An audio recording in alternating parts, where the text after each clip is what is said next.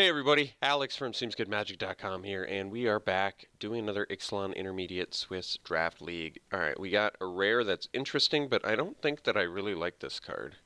I guess it's okay.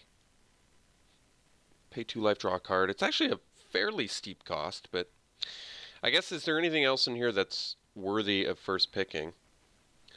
We have Aegisar, your ranging raptors, fire cannon blast. I think this March of the Drown is legitimately a good pirate card. 1 mana, bring 2 pirates back. It's pretty strong. I mean, we could try it. I don't think it's a particularly good card, but it's early enough in the format where maybe we can try some rares out. I mean, I guess I don't even know what archetype this is best in. If I'm playing black, well, it'd be in vampires. Okay. In vampires, it does actually make sense, because they're all like life linking and stuff. Alright, we'll take it. We'll take it. I gave up a fire cannon blast for that. I hope I don't regret it. This card's good. I like the Quartermaster. It's only a 2/2, but it's a relevant creature type, and you get an equipment or a vehicle card, which is definitely good. We have a vampire who's also good. Good vampire. Little raid generator on top of that. It's got flying, and then attacking vampire gets +1/+1. All of those come together to be pretty good. I like the Tempest Caller. This is just a win game sort of card. I might just want to take that. I think plenty of good cards in here. I think the best card is probably the Tempest Caller. I mean, it really doesn't get better than, oh man, I don't have any way to win this game. And then you top deck Tempest Caller and you're like, oh, I'll just tap all your guys and win. Got it. Cool. I'll just draw this thing and then you don't have anything and then I win. Sounds good. Seems good, one could say.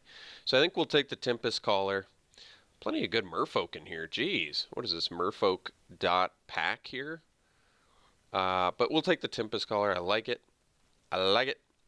So this is what I was talking about, though. If we do end up in merfolk, you kind of have to be green-blue. You don't get the luxuries. In fact, the 2 archetypes that we're potentially branching into only have 1 other color that they work within.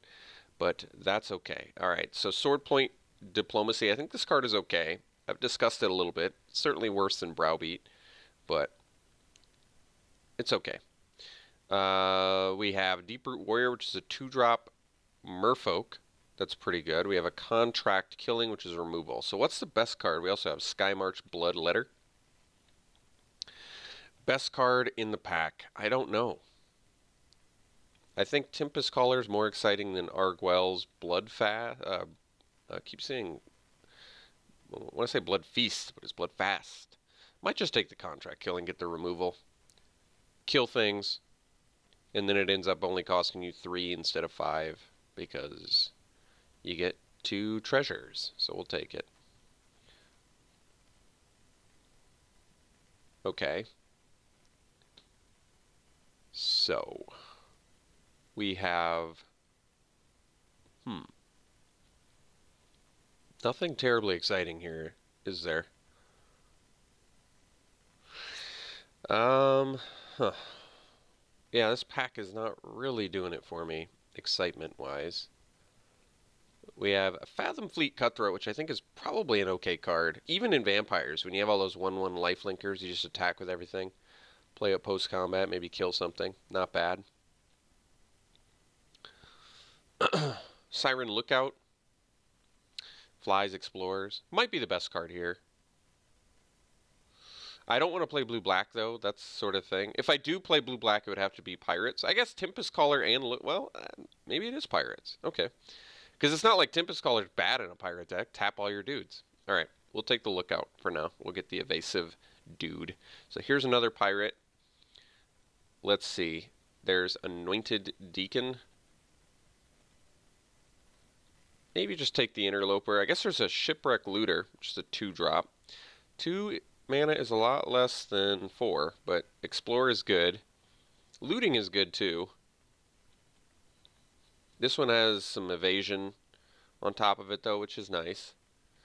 But maybe we just get the cheaper pirate here.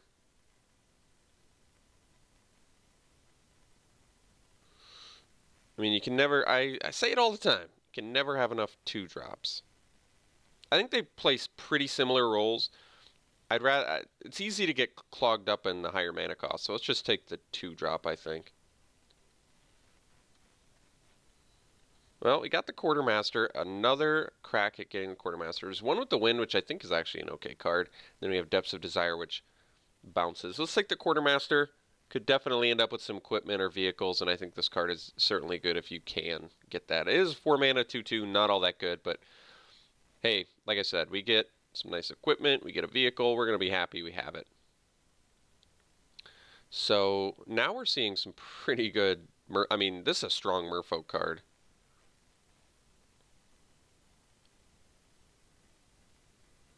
And we're basically giving up a costly plunder for it. All right, we're going to sort by color for now.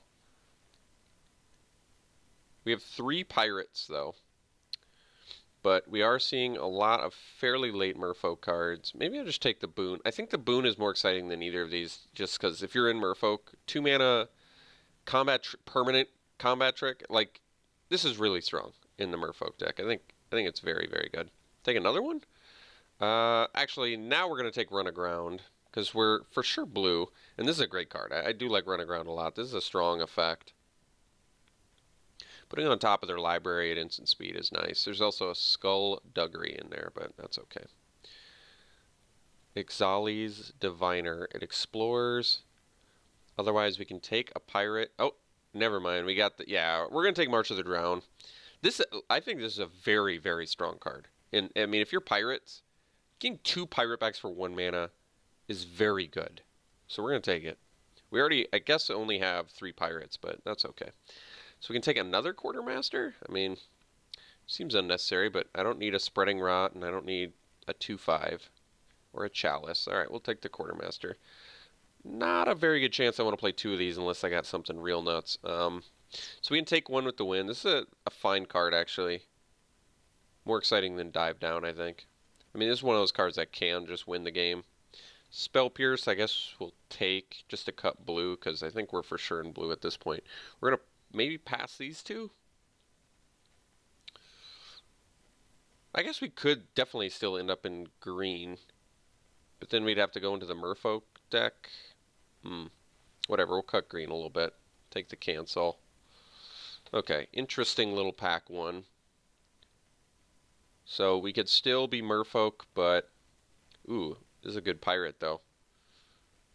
Yeah, that's pretty strong effect. What else do we have in here? Mark the Vampire, which I'm convinced is an actual pretty good card now. Probably just take the Raider. Move a little bit deeper into that pirate build here. So if I take this... I mean, there's no reason to play Quartermaster yet. I do have to get some, maybe if we get the Pirates Cutlass or whatever it's called, be a chance to try that. I've had quite a few commenters say it's pretty outstanding, so let's take the Ruin Raider. I like it. I think it's actually a pretty powerful effect. Card advantage on a 3 mana 3/2. Blightkeeper I like. It's got a good way to build the raid, but we might just want another looter. And that's all I'm really seeing. I do like Blightkeeper. Like I said, good way to generate raid. But we probably just take the looter. Get some more on tribe cards. We don't have any tribe payoffs yet. That's not true. We have March of the Drown. Maybe we get more along the way. I mean, it's early, so we'll just take another looter. Now we're definitely looking like we could be good with some cutlass. Some cutlasses, cutlassai. I think Water Trap Weaver is actually totally playable outside of Merfolk. It's a good tempo card, but we want this Wanted Scoundrels very badly. 2 mana 4/3, and it's got a downside, I understand that, but try playing a 2 mana 4/3 and see what happens. It's on turn 2. Pretty good. Pretty strong. So, Contract Killing. Marauding Looter. I kind of like this card too. Another one with the Wind. But we probably take the Contract Killing. Another removal. It's a little bit expensive. I did want to try out this Marauding Looter. And I mean, we have a couple treasure generators. Not a ton, but we'll take the Contract Killing because we're actually pretty removal light, as it turns out. In fact, we have nothing. I don't know how I feel about this Bloodfast. It's probably just too weak to play outside of vampires, I would think. I'm not 100%, but I don't know. It's a bit of a steep cost, and I get that it flips and then you can sack things and gain life. I don't know. I'm willing to consider it, but I'm not really sold on its value as of yet. Okay, so we could take the Mark the Vampire, which I do like, but there's also Water Trap Weaver. Like I said, good tempo card to have. Very good tempo card to have. 1 mana 3/3. How could it be bad? Oh, yeah, they get ramped. Not so good on turn 1.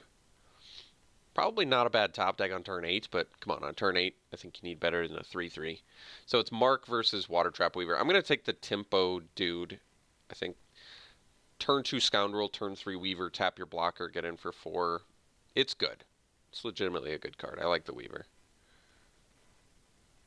River Sneak. Well, it's unblockable, but don't really have a ton of payoffs for it. Have more than you might expect, I guess. We do have a Weaver and a Tempest Caller. And we could take the Cobbled Wings, which is searchable with the Quartermaster. It's not super exciting, but Heartstopper is just like a cheap thing that can block and attack, I guess, sometimes. Maybe we just take the Cobbled Wings. River Sneak is basically just going to be a 2... Well, it is a raid. It's a good raid generator. Okay. We have a few raid cards already. We have 3. Not horrible. And like I said, I don't have to play Quartermaster. I guess we'll take the Sneak. I don't know. I don't know about it yet. So, another March of the Drown. I kind of want to take it. Otherwise, there's Deadeye Tormentor or the Cutthroat or an Opt. I'm going to take a second March of the Drown. If I don't end up playing them both, I think that's okay. I think this, like I said, I think this effect is pretty strong. Being able to just swing in there over and over again. So, Desperate Castaways is okay, but the fact that it can't attack, too bad it's not. If it was can't defend, it would be much better. It's kind of weak as can't attack. Take a second run aground, though, and be happy about that. Duress is a good sideboard card to have. I've seen a few people play as Emergent Growth. I was surprised. I don't think it's a very good card. Blightkeeper. There's a good raid generator. I'm kind of a fan of this card until proven otherwise, but for now, I think this card is actually pretty good. How many pirates do we actually have? One. Can you imagine getting a Scoundrels and another pirate back for 1 mana? That's pretty good. 1, 2, 3, 4, 5, 6, 7 currently, which I guess is not a ton, especially since we may not even play the Quartermasters till we find some gasoline for it. So we could take another Weaver, a Skullduggery, a Depths of Desire. I think we'll take another Weaver. I like the tempo, and we need some more creatures, so. In a pinch, play the March of the Drown to get back the Weaver, to tap something down. Still not bad. Some people telling me I should really consider cancel more in decks like this. I agree that it's a pretty good tempo card. I mean, it's okay. It's just, cancel is just expensive enough where you're never really happy to be playing it, I don't think. But we'll see. I mean, we easily can play 16 lands at the moment. I think the Bloodfast is going to go already. I wanted to try it. I'm just really not sold on it. I don't know about River Sneak in here. Like I said, it's more for the raid generation. Can take another one with the wind, I guess. Dive down, some protection against the removal dot deck for 1 mana. Not bad. I guess it's technically a combat trick as well. It's probably more playable than it appears.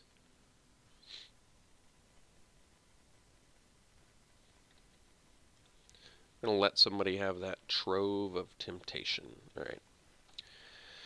So we're going into pack 3. Still on the hunt for something to search up at the Quartermaster. Although having 0 at the moment really makes me think 2 Quartermasters is not going to happen.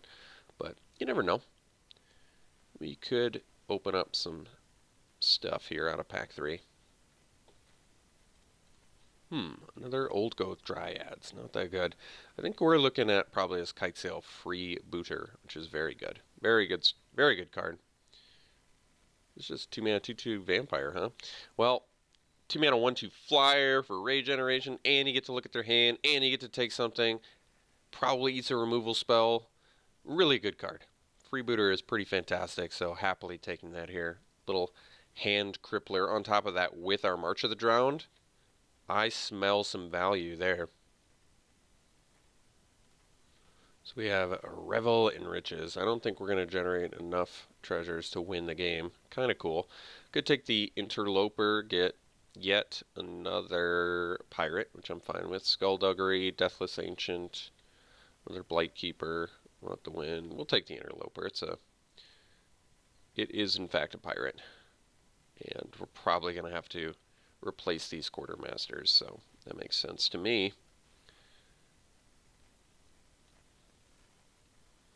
Another flying pirate. We do, I mean, 2 mana counter for 4 is actually pretty good, but I think we're on the hunt for some more creatures. Another crack at Cobbled Wings, but let's face it, I think the Quartermaster ship has almost sailed. We have, ooh, that's a little pun I didn't intend. I like that. Let's take the Lookout. Get another pirate that evades. Really want a Cutlass in here badly. Ooh, the Deadeye Plunderer. Alright. Well, ooh, and a Boneyard Parlay? Jeez. All the fun pirate cards, huh? It's worth a whole 16 cents. Yeah, we're going to take the Plunderer. I wish we had more artifact. We really don't have that much artifact generation at all, do we?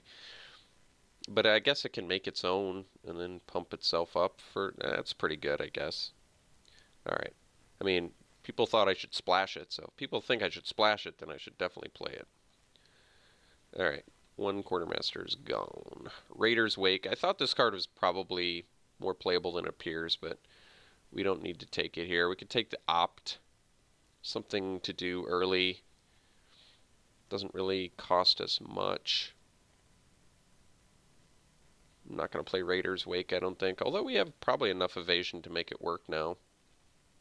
But we'll take the Opt, I think. That Utopic Huntmaster looks like a really fun card for the dinosaur decks. Quartermaster, you're gone. Another Run Aground. Here's Prying Blade. Blightkeeper. Probably take the third Run Aground. I really can't stress enough how good of a tempo spell this is. I guess the problem with our deck is we need more like actual beaters. We're a little bit beater light, which I don't love. Another crack at Quartermaster, huh? Alright, we could take the Prosperous Pirates. I think we're good on March of the Drown. But I guess we can take this because pumps our Plunderer. Sure. Not super exciting, but it is a pirate. Chart of Course, yeah, this is a great card, actually. This card's really strong. Finally, some people stepping up and being like, okay, I like the Fire Cannon. Good. Jeez. I could not believe how many people are like, nah, it's horrible. It's like, really? Horrible? Yeah, we gotta take Chart of Course here. It's a fantastic card. I mean, 2 mana draw 2 discard is like not bad. 2 mana draw 2? Real good. Can't believe this wheeled. So nobody's in Merfolk. Probably gonna get quite a few commenters. That's okay. I appreciate your guys' comments. But all the commenters are like, "Aw, bad, you should have been Merfolk, dude." Thanks. Appreciate it. I have no comprehension of what I should have been in. Let's see. Unknown Shores. We don't really have anything worth splashing. I guess Gilded Sentinel pumps a Plunderer. I don't really want to play a Hill Giant, though. Not a huge fan of that.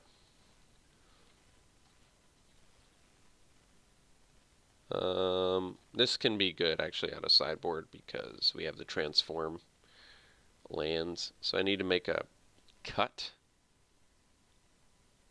Probably don't need to play 2 March of the Drown. Actually, maybe, well, we'll see. I got to do a pirate count, and that'll help me really understand better what I need. It's a late Raptor Companion. Last pick, Blossom Dryad, sure. Let's see here.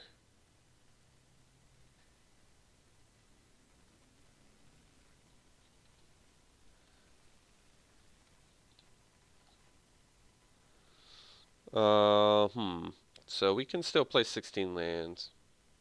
Curve is not excessively high. Do I want to play two? Let's do a pirate count for these two March of the Drown. We have 1, 2, 3, 4, 5, 6, 7, 8, 9, 10. We have 10. Yeah, I probably want to play two March of the Drown. I do think these are going to be pretty handy to have for 1 mana. We'll see. Maybe it's worse than I think it is, but I think it's pretty good. So we could take out one of the One with the Winds. Probably don't need two of them. It's a nice card to just... You don't want to get bunched up on them, that's for sure. Plus, we already have quite a bit of evasion. Not a million, but I'm playing River Sneak for raid generation. I mean, it does work well with the Ruin Raider. It can just do 1 damage every turn, I guess. Not that great, though. But I don't think there's anything I want to play instead of it, either. Because, like I said, I don't think the Bloodfast is all that good. Maybe I'm wrong about that, but... I mean, I could play an Opt or something instead to find... I think playing an unblockable thing that can get pumped off of 3 of our creatures is not great, but probably playable. So this is what I'm thinking. It looks okay. I can't believe we didn't find any equipment. Starting on pack 1 looking for them. Equipment or vehicles, and didn't find a single one. Pretty surprising.